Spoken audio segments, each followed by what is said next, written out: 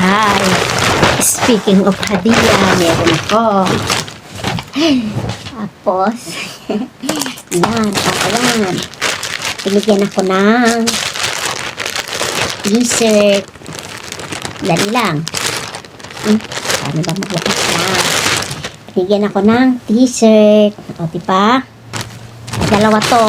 Binigay ni Madam Ubayda. Yan. Yan. Dalawa yan. Tapos, yan. Binigay ni Aluse. Yung anak ng amo ko. Binigay niya to. O, diba? Kabango.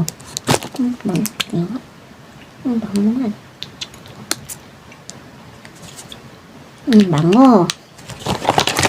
Tapos, dali lang. Marami to. Kala nyo kayo lang. Yan. Shoes. O, diba? Yan. Shoes. O, diba? Yan. Shoes. Dali lang. Mayroon pa yung pera. Ito, tindinar. May mga pangalan yan. O, kay Amo Ha. Kay Amo Halim. Tapos, ito, kay Madam Nadsla. 10 dinar. Tapos, ito, sa alaga ko, kay Aus. Nilalagyan ko ng pangalan kasi, para alam ko. Kasi, kahit na matagal ako rito, pag may pera ko, iba rin ugali nila. Tapos, ito, kay Madam Ubayda. Diba? Tapos, kay Amo Halim. Tapos, ito kay Madam Ran. O, diba? May mga pangalan yan. Ito kay Amo Halim. Kasi yun si Amo Halim, yun yung namamahalas ako. Ang ibig sabihin ng amo, uncle, makikiamo na rin tayo. Tapos, ito kay Amo Hakim. Tapos, ito kay Amo Abdul Hay. O, diba? Dami ko pera. Tapos, itong 3 dinar.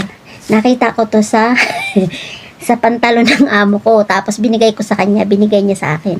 Ayan, may nakalagay yan. O, diba? So, dati ko na tong pera. Hindi ko alam kung ano na to.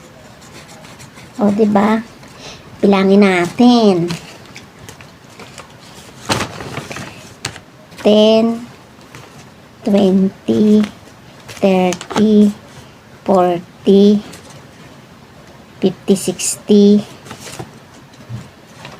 60, 70, 75, 80, 85,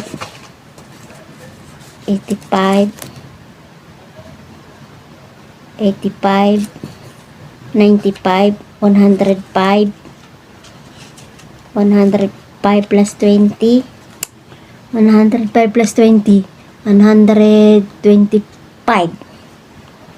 125, 128, o 128, may pera din ako, yan, meron yan, akala nyo kayo lang, meron din ako,